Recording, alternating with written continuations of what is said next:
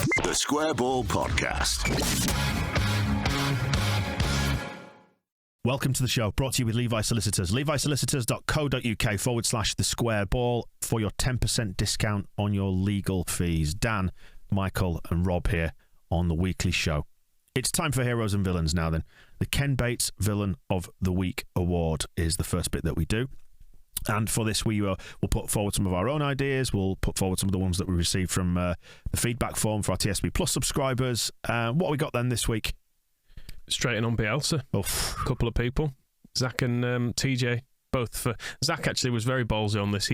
He submitted the feedback form 20 minutes into the game.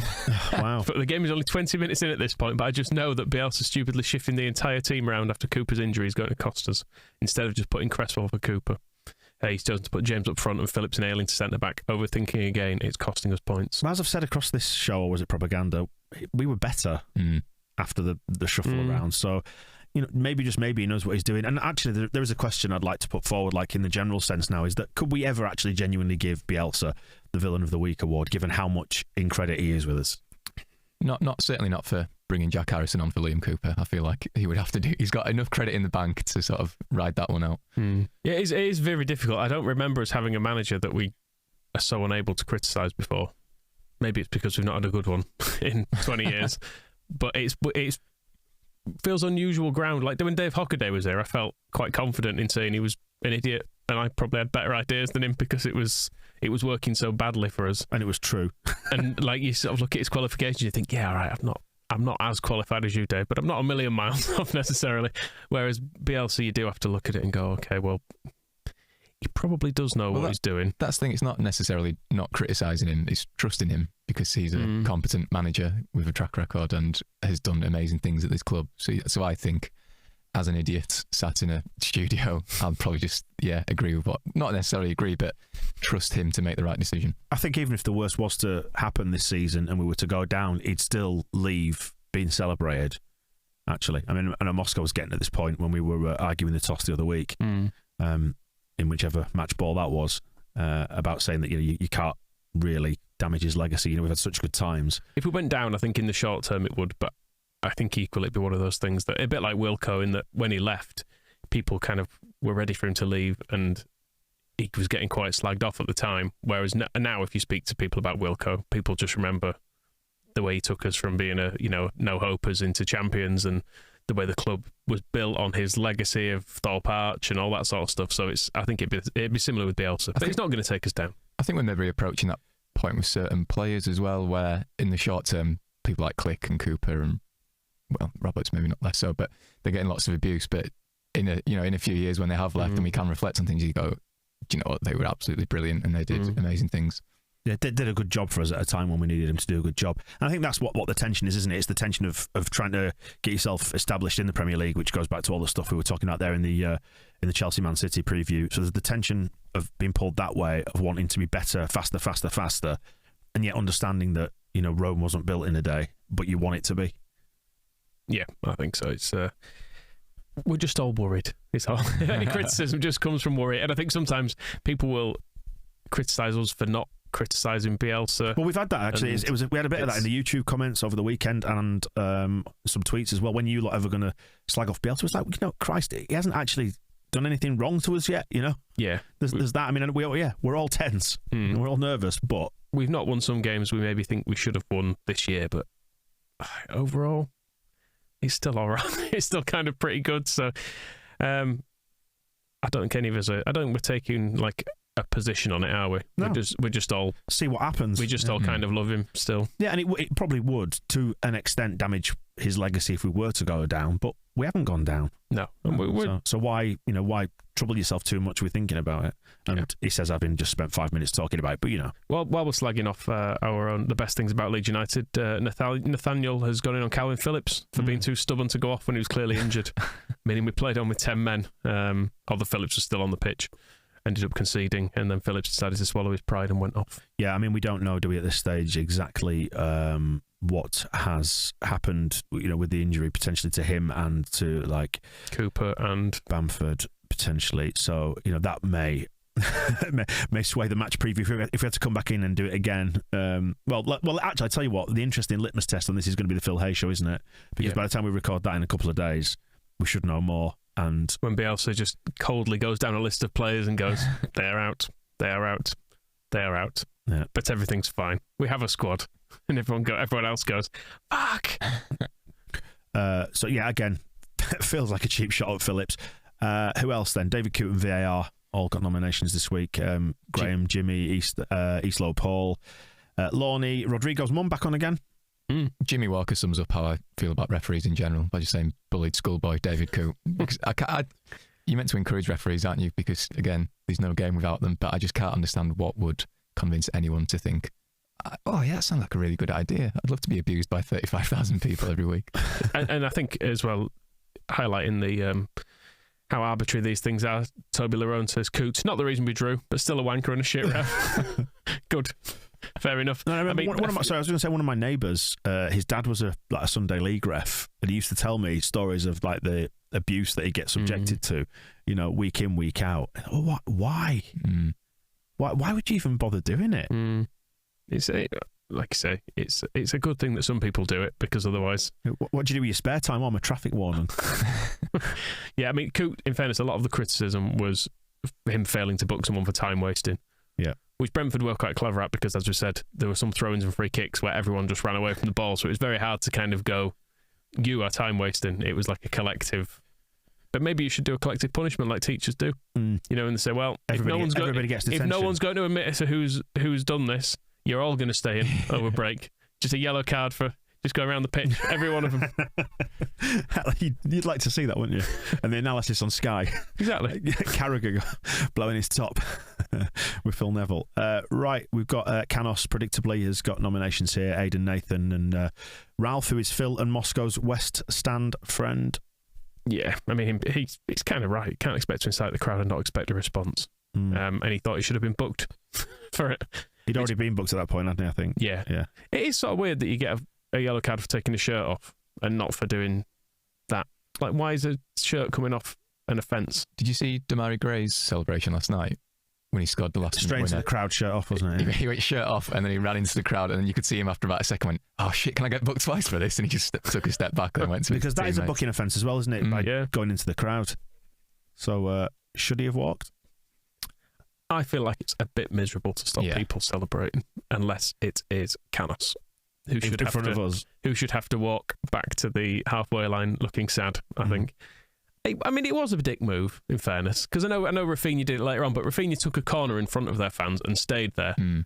He deliberately ran towards the cop and started doing it, and started pointing at the ground right in front of him, as if to say, throw things here. Come on, what have you got in your pockets? If you've got any litter, I'm collecting. Exactly. I know it's cashless society these days, but if you've got any coins, I want to see them. Yeah, we don't throw things at people. No, it's bad. It's bad for the club, isn't it? On the other side of this, I try and put myself in Canos' shoes, not scoring against Leeds, but scoring in a game like that in an away ground. I get the temptation to run and absolutely milk it. It must be massive, in that moment, huge adrenaline, outpouring of emotion. Because, when we scored that equaliser, I spent a lot of my time after I'd picked myself up off the floor, shouting. Well, it wasn't even shouting, it was just like a guttural noise. Fuck off to the away fans, because you're always trying to point score cheaply, aren't you? Even in a humorous way, sometimes on a podcast, which can get misread by really thin-skinned people from London. So you kind of get it, don't you? But also, the law of the Vardy, the old chat shit get banged. He got banged. And the reaction is a human one from the Leeds fans, even if it was naughty. Yeah, I think we should just draw a line under it, say it's a draw. We've all learned from it. Exactly. I mean, it'll happen again, but... I was going to say Canos hasn't learned from it, has he? Because he was part of the Brentford team that did it when Morpay scored. And then he was the guy that headbutted Alioski. And so he does have previous. So got away with that as well, didn't he? The headbutt. The FA looked at that footage and went, yeah, it's fine. Yeah. You could do that if you want. Just rest your head against his back in the same way that person wanted to rest that pint pot on Canos' head. See if he could balance it from a distance. Full of piss. Thomas Frank has got nominations. I feel like we probably shouldn't come to you, Michael, because we've had to have words already about how you describe Thomas Frank. What do you want to say about Thomas Frank? I'll stick with Roger, who described him as a creepy hipster, a poor man's Yogi Low. Okay. Do you want to? What's the word that you used outside? Are you going to try and say it so we have to edit this out? You told me I'm not allowed to. Yeah, don't say that. It's the Levi Solicitor's signal is above Leeds as we speak. It's not actually a real word. I will say it's a... No. I tell you what, let's say this. If you want to know what that word is, if you're at Ellen Road and you see Michael knocking around, ask him and he'll tell you. If someone really liked bees, what might they be called? A fan of bees, right? Okay. Thomas Frank has been nominated by Boney M, Matt, Ben, Roger, and Nige. Matt and Ben both highlighting the way he chews gum, which is disgusting. Yeah, I have to say. We were highlighted by Brentford fans for a lack of manners. Mm-hmm. If I was to chew like that, my mother would have had words. She'd have been like, imagine going to the dinner table. She'd be like, "What are you doing? Yeah. Close your mouth." Exactly. Disgusting. Yeah. Disgusting. And as was stressed, yes, manners in football, as we've been kindly educated by the lads from Besotted, count for everything, don't they? It's manners.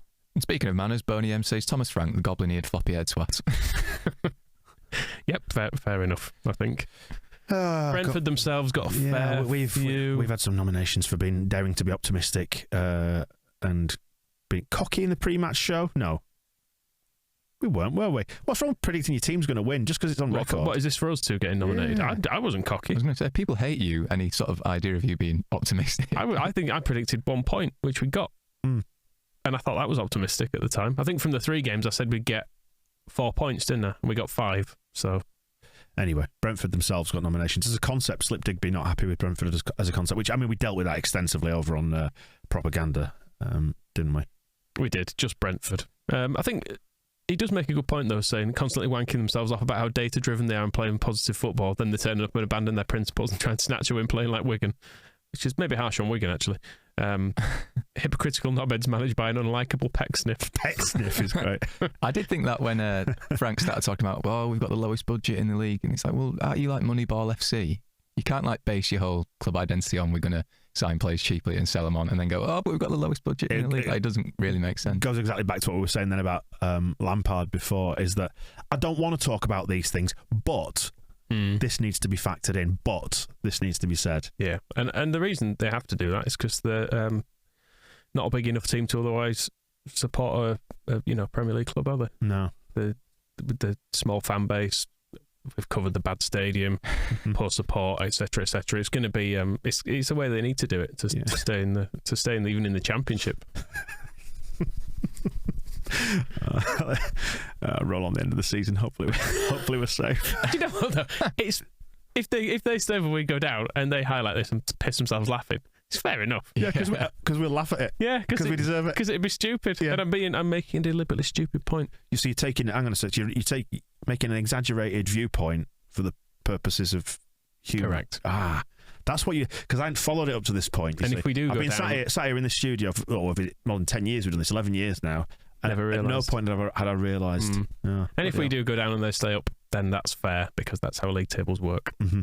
They will have deserved it and we wouldn't. Exactly. Unless, of course, you're Aston Villa, in which case they didn't deserve to stay up because they cheated. Well, they didn't cheat, did they? But the system was cheated with the goal line technology. Yeah, COVID's had some nominations mainly for depriving Moscow of an ability to gloat over Tyler Roberts. Yeah. So, as soon as that went in, I did message him. I said, I'm so sorry you're missing. See, frankly, I'm glad he's got COVID, because I don't want to have to hear him talking about Tyler Roberts. Why? I just think he'd be too smug. Mm-hmm. I think it's for the best. I mean, no one wants to hear smug people on a podcast. No, exactly. I'm just picturing that image of the dad from South Park sat in front of the computer. I think that was live scenes. Oh wow, what an image!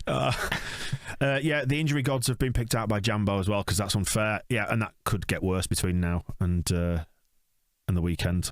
Hope not. Concept of time. Getting into some pretty existential stuff here. Niall Monaghan Penguin? Interesting name. Yeah. Is that a traditional Irish family name, Penguin? He says the game felt 5 hours long when we were winning, and then disappeared after they went ahead. And it did disappear because the ball was very rarely in play after they went ahead. So it did make it. It did drag it out a little bit. A couple of nominations for Orta and his. Both sides of this actually. Histrionics. We've had a couple of nominations for the fan who was having a go at Orta. Oh, right, okay. Because of kind of what he's achieved and bringing Bielsa in and his part in that, and then a couple of people saying he was just embarrassing and unprofessional.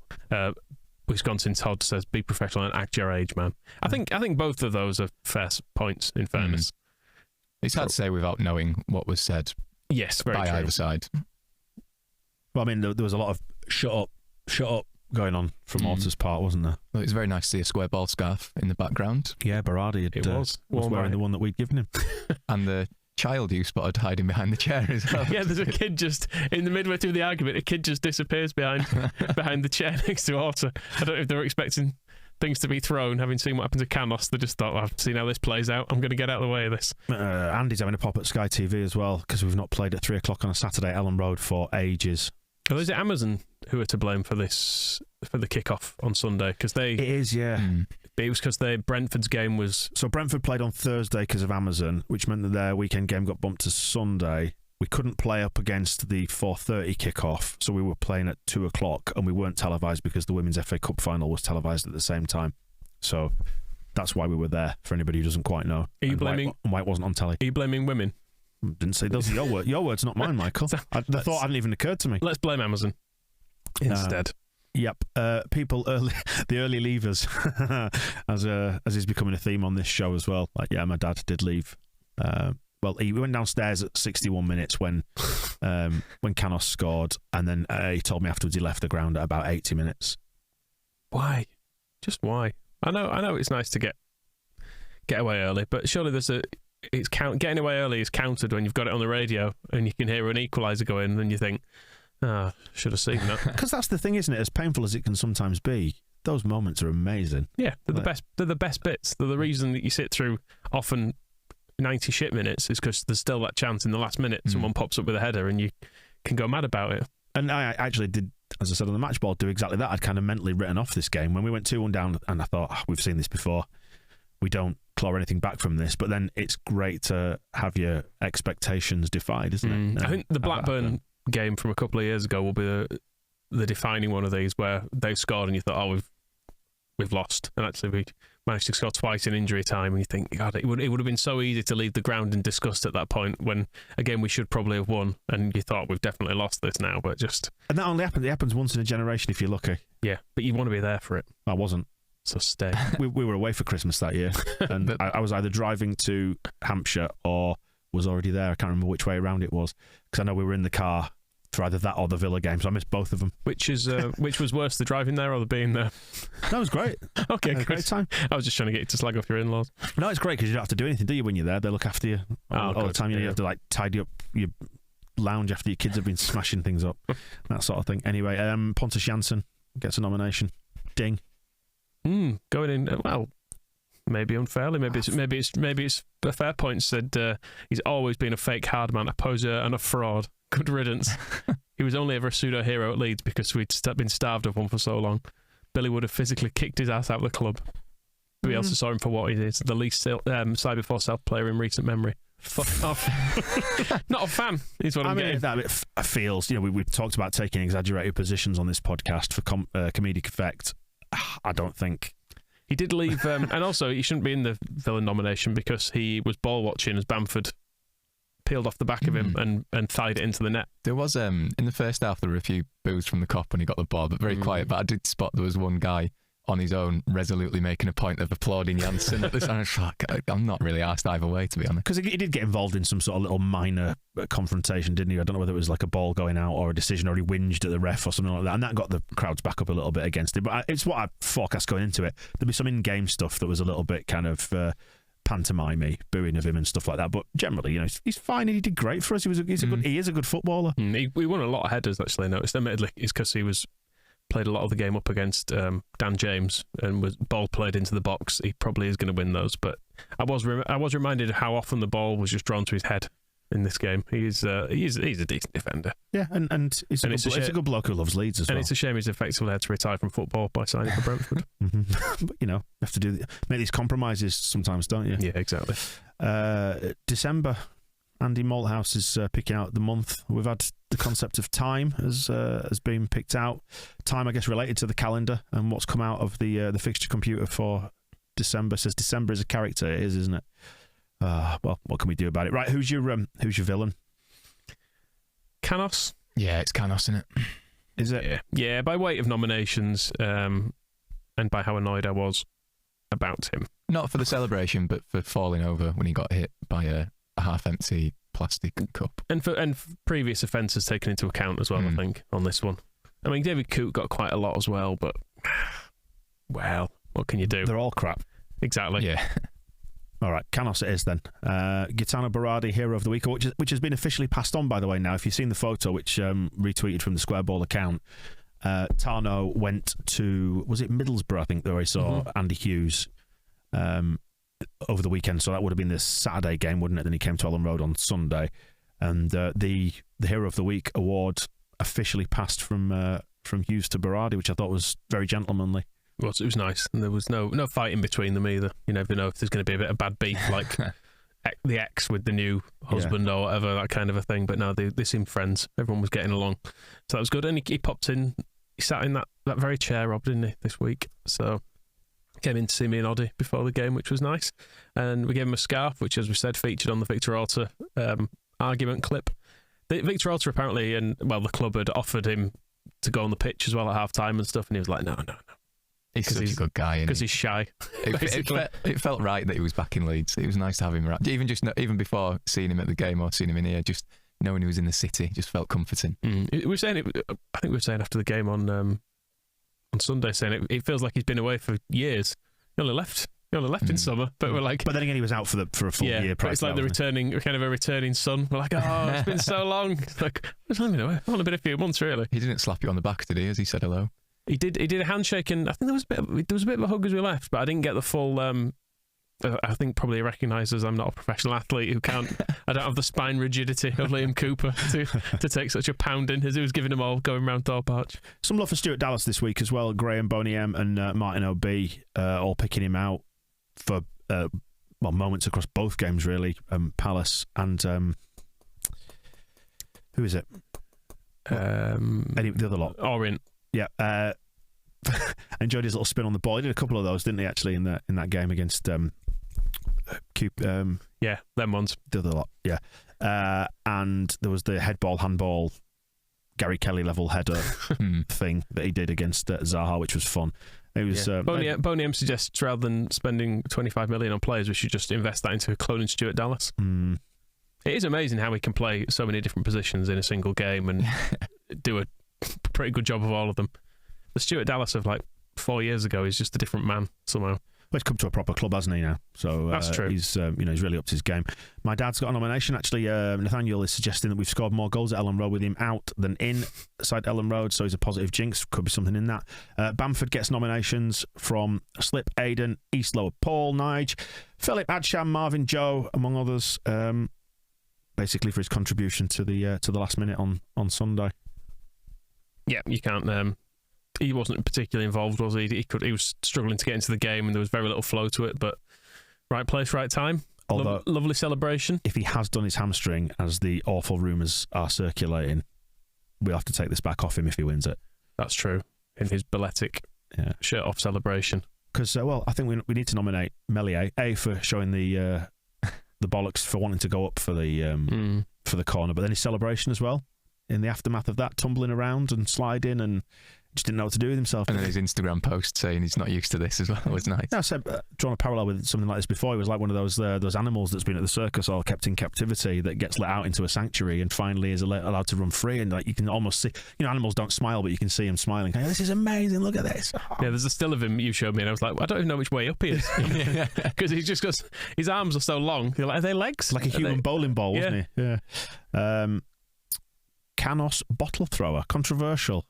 Canos bottle thrower got several nominations. Actually, Jimmy, Joe, Andy, and Ryan, all picking him out for praise. We can't condone that. I watched the bottle arc onto the head of that Brentford twat, and the aim was just perfect. Obviously, we don't condone it. No, don't do that. Nathan wants to nominate you, Michael, for doing some training for the Gary Speed 92-mile walk. Brilliant. Yeah, skim past that. Tyler Roberts He did also say I looked like Compo from Last of the Summer Wine. Ah, fair enough. Dragging a trolley with a woolly hat on. Slow-paced demeanour. If you come Bloody heavy, that trolley. If you come back on non-match days, you can see him going down Beeston Hill in a bath as well. Just like Compo. Right, Tyler Roberts, Roger, Jack, Toby Larone, Boney M, among others, nominating Moscow as well. Tyler, Moscow loves the man, doesn't he? And it was a good finish, wasn't it? And he was a lot more confident in the wake of finishing that. Yeah, I think we've criticised him. Now let's praise him. He's done very well the last few games. If we'd have been seeing these last few games from scratch, I think people would be quite pleased with him. So it's a shame if Bamford is fit. We're all just going to want him back in the team instead. Yeah. Murgatroyd's the chippy in Yeadon. Got some love from Jambo. Enjoyed his fish, chips and scraps after the game. Again, probably an outlying one when it comes to this award. Rafinha, probably likely higher up the ranking here. Give it to the Brentford fans. That's been picked out by Ben. Lorne, Rodrigo's mum just says Raf, which feels like she's ignoring her own son there. Bit disappointing. But I think we said Rafinha. I think we were not completely praising him. I think we were saying he had a bit of a weird game, but got 2 assists, didn't he? So, fair enough. Although I suppose technically the corner was a Ayling assist, wasn't it? Because he got the head on it, but he's still. just got so much quality in him, doesn't he? Like, even when he does have a bit of a weird game, like he had that shot that he blasted over and just it wasn't quite working for him at times. He just does so much good stuff. Yeah, he does. What was that? There was a moment, I think, was it second half when he just turned away from about 3 players and beat him. I think he got fouled in the end. Yes, he did. Yeah, I know what you mean. I just love watching him. Did he assist the first? Yeah, he did. It was across from the left, wasn't it? If I'm wrong, don't correct me. We've no interest in your facts. Just allow me to be wrong. Pontus left Paddy at the corner as you picked out there, so Niall was happy about that. Nominates him for that. Melier, again for his bowling ball. Lorne and Ben agreed. So did Nathan. Orta picked out by Ender, going against what was said in the villainy bit. Clearly gives a shit, displaying his passion. He does. He does clearly give a shit, and that's good. But I do generally think yelling at your own fans is not a great look. I think you just got to sometimes take a bit of just take it on the chin and just leave it. Would be the best advice, as shouted by many a person in a town centre. Just leave it. Well, there was a certain amount. It's not worth it. There was a certain amount of that "hold me back" by Kinnear, wasn't there? He was sort of half laughing, and Kinnear was just pissing himself at the whole thing. I think he's seen it before. And Luke Ayling, nominated by Ralph, who's Phil and Moscow's West Stand friend, says his passing was hit and miss, but he brought something else in terms of energy and got the flick on for the goal. It does just feel better with Luke Ayling around, I have to say. The world's a better place. It's like having Berardi in the City, just knowing Luke Ayling's playing right back for Leeds. It just feels right. And I think now we've seen enough of Jamie Shackleton there to be like, okay, not Jamie Shackleton. Yeah. And we've seen like Dallas, I mean, he kind of plays anywhere, doesn't he? So he's always going to end up getting moved about. So I think we're happy to have Ayling as our first choice right back again. Yeah, it's nice to have him around. I think that's all the nominations. There was some love for Moscow as well for getting through COVID, but that's too self-indulgent. Just so you swiftly delete that off the page. He's not here either, is he? So he's not through it. No. We might not let him back. Rob, we're here to break it to you. Right, so pick your hero of the week then. Who's it going to be? I'm tempted to give it to Tyler Roberts. I know Bamford does get it on weight of nominations here. Is it a sympathy? No, he scored. Award? It'd be a sympathy award if we gave him it to one of the weeks he didn't score. Yeah. And he's been good in a few games now as well. And I think I might have wanted to give it last time. I can't quite remember. But yeah, I think he deserves some love, doesn't he? And he's never a knob about it. Like he takes it and just cracks on. And it's nice to see him finally get a reward for that.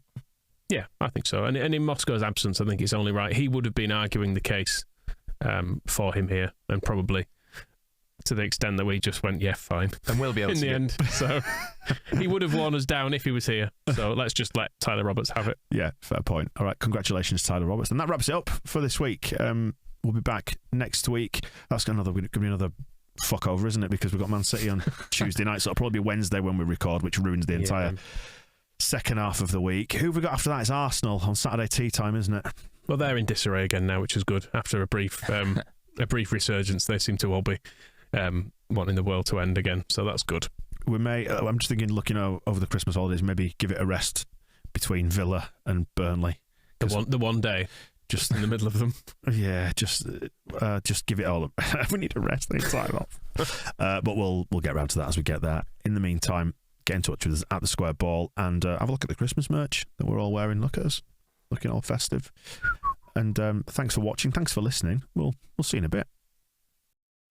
The Square Ball Podcast.